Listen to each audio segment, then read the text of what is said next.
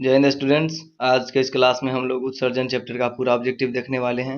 अगर आप हमारे इस चैनल पर नए हैं जरूर सब्सक्राइब कर लीजिएगा और पुराने हैं तो लाइक कर दीजिएगा, क्योंकि आप लोग वीडियो तो पूरा देखते हैं लेकिन लाइक नहीं करते हैं।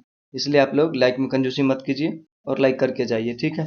और ताकि ऐसा वीडियो का कंटेंट आप तक बार बार पहुंचता रहे। आई होप आप लोग अच्छे ढंग से अभी वर्तमान में प्रिपरेशन कर रहे होंगे। आपका बोर्ड का एग्जाम बहुत ही नज़दीक आ चुका है, इसलिए आप लोग पढ़ाई बहुत अच्छे ढंग से करते रहिए ताकि आपका रिजल्ट भी बहुत अच्छा हो। चलिए आज की इस क्लास को स्टार्ट करते हैं। फर्स्ट क्वेश्चन है आपका, उत्सर्जी पदार्थ। क्या बोला है क्वेश्चन?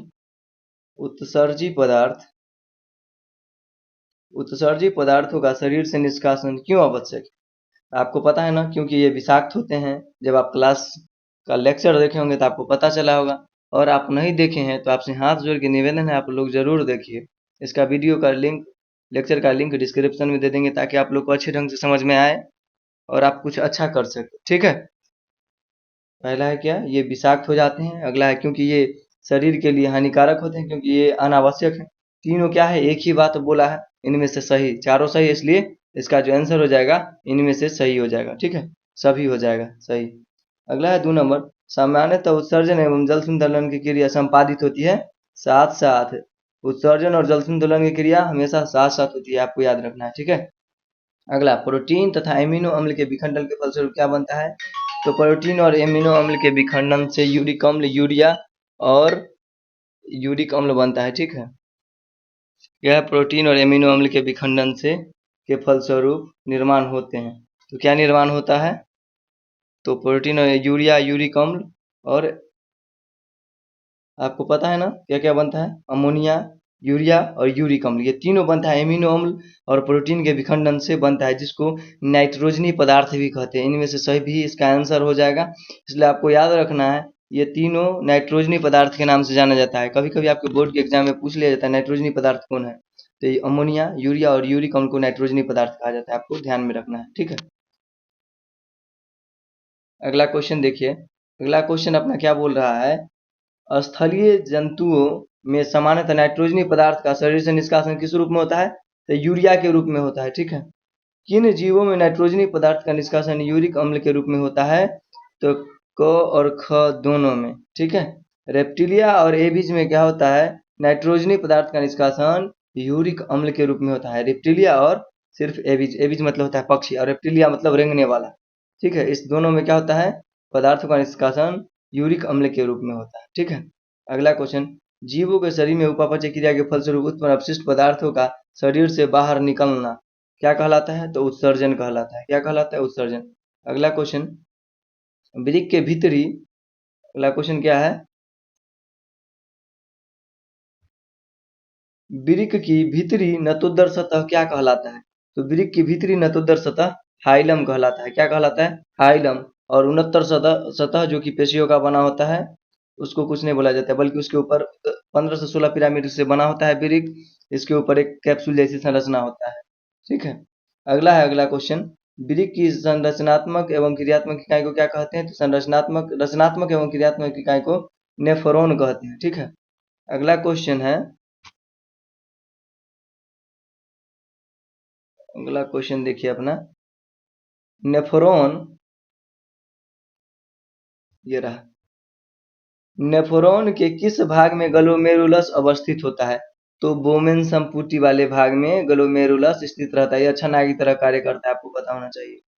इनमें से कौन सा मूत्रवाहिनी, इनमें से कौन सीधे मूत्रवाहिनी से जुड़ा होता है? तो सामान्य संग्राहक नली मूत्रवाहिनी से, और मूत्रवाहिनी से जुड़कर ये रहा आपका सामान्य संग्राहक नली, और यहाँ से मूत्रवाहिनी वाला नली निकलेगा और इससे यहाँ पर मूत्राशय बनेगा और मूत्राशय से यह मूत्रमार्ग के जरिए बाहर निकलते रहता है, ठीक है।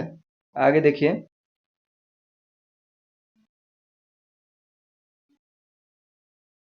मूत्र का पीला रंग निम्नलिखित में किसकी उपस्थिति के कारण होता है? तो यूरोक्रोम के कारण मूत्र क्या दिखता है? पीले रंग का दिखता है। यूरोक्रोम के कारण मूत्र कैसा दिखता है? पीला रंग का। अगला क्वेश्चन, डायलिसिस मशीन किस तरह का कार्य करता है? तो कृत्रिम वृक्क की तरह कार्य करता है डायलिसिस मशीन, ठीक है। अगला है, मानव मूत्र तंत्र के लिए दिए गए चित्रों को चिन्हित स्थान किस रचना को दर्शाता है? तो यह मूत्राशय को दर्शाता है। यहाँ पर देख लीजिए ध्यान से, जो दिखा गया है इसमें मूत्राशय को नहीं दिखा रहा है। ये रहा अपना ट्यूब, नीचे में ऐसा है कुछ आकार, ठीक है, इस ढंग का। यहाँ से किडनी से ही जुड़ा हुआ है ऊपर से, और यहाँ से मूत्रवाहिनी से मूत्राशय, ये मूत्राशय हो गया, यहाँ पर आएगा ब्लड, और यहाँ से समय समय पर खुल के मूत्र बाहर निकलते रहते हैं, ठीक है। अपना अगला क्वेश्चन है, मानव शरीर में वृक्क किस स्थान पर अवस्थित होता है? तो यह उदर गुहा के पृष्ठीय तल पर कशेरुक दंड के दोनों ओर स्थित होता है, ठीक है। अगला है, मूत्रवाहिनी वृक्क के किस भाग से बाहर निकलता है? तो हाइलम से निकलता है, ठीक है।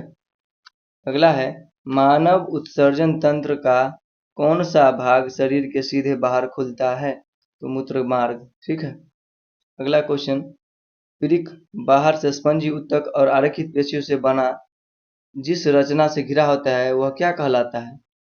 तो वह आपका कैप्सूल कहलाता है, पहले ही बता दिए थे, जो कि सेम के बीज के आकार का होता है, और ये कैप्सूल जैसी संरचना होता है, 15 से 16 पिरामिड जैसी रचनाओं से बना होता है प्रत्येक। अगला क्वेश्चन, प्रत्येक मानव वृक्क में नेफ्रॉन की संख्या कितनी होती है? तो 10 लाख होता है, आपको याद रखना है। 10 पर 6 जीरो गिन लीजिएगा, वहां पर 10 पर कितना जीरो? 6 जीरो भाई मेरे, गिन करके टिक कीजिएगा, ठीक है, या 10 लाख लिखा रहे तो। अगला क्वेश्चन की ओर चलते हैं हम लोग। अगला क्वेश्चन क्या बोल रहा है, प्रत्येक वृक्क में तो लगभग 10 लाख हो गया अपना। अगला है, प्रत्येक नेफ्रॉन में स्थित एक प्याली जैसी रचना होती है जिसको बोमेन संपुटी कहते हैं। जब आप लेक्चर सुनेंगे तो उसमें ऐसी रचना देखने को मिला होगा, इसी का नाम है बोमेन संपुटी। यहाँ पर रहता है छन्ना, जिसको ग्लोमेरुलस कहते हैं, ठीक है, यहीं से नाली निकला हुआ रहता है, ठीक है। आगे देखिए, इनमें से कौन कौन साधारणतः मानव मूत्र में उपस्थित नहीं होता है? तो देखिए, मानव मूत्र में जल भी रहता है, यूरिया भी रहता है, सोडियम क्लोराइड भी रहता है, इसको NaCl बोलते हैं, ठीक है। और ये सोडियम नाइट्रेट नहीं रहता है, अपना ये सही हो जाएगा, क्योंकि नहीं होता है तो ये नहीं होता है, ठीक है, सोडियम नाइट्रेट। अगला क्वेश्चन, मानव मूत्र में साधारणतः यूरिया की प्रतिशत मात्रा कितनी होती है? मानव मूत्र में 2% यूरिया पाया जाता है, याद रखना है आपको, कितना परसेंट? 2% यूरिया पाया जाता है। मशीन द्वारा रक्त के शुद्धिकरण की प्रक्रिया को हीमोडायलिसिस कहते हैं। अगला, पौधे में गैसों का CO2 या O2 का निष्कासन कहाँ से होता है? तो बाह्यरंध्रों से या रंध्रों से होता है, यानी कि ग नंबर सही है, ठीक है। अगला क्वेश्चन, पौधे में गैसों का निष्कासन के लिए किस क्रिया का उपयोग होता है? तो विसरण क्रिया का उपयोग होता है, ठीक है।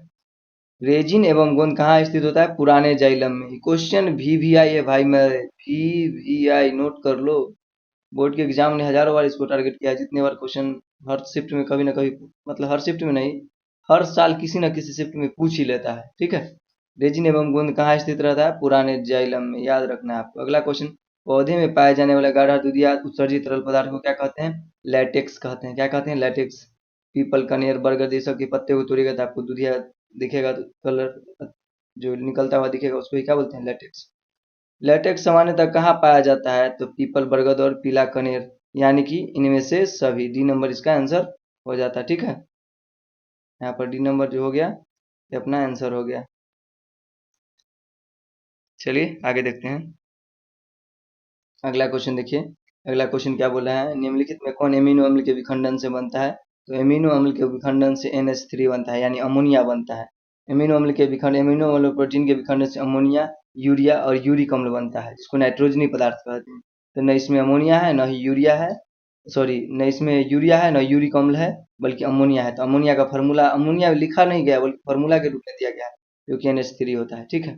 आगे देखिए, 2 नंबर क्वेश्चन क्या बोला है, अगर किसी कारण से किसी मनुष्य का वृक्क कार्य करना बंद कर देता है, उसका परिणाम क्या होगा? तो दूसरे वृक्क से उत्सर्जन होगा, ठीक है। मनुष्य के शरीर में भी देखें ना, कितना वृक्क होता है? 2 वृक्क होता है, वो खराब भी हो जाएगा फिर भी इसके शरीर का 50% फिल्ट्रेशन होते रहता है, ठीक है। अगला क्वेश्चन है, वृक्क किस जीव, किस जैव प्रक्रम का हिस्सा है? यह उत्सर्जन का हिस्सा है, ठीक है।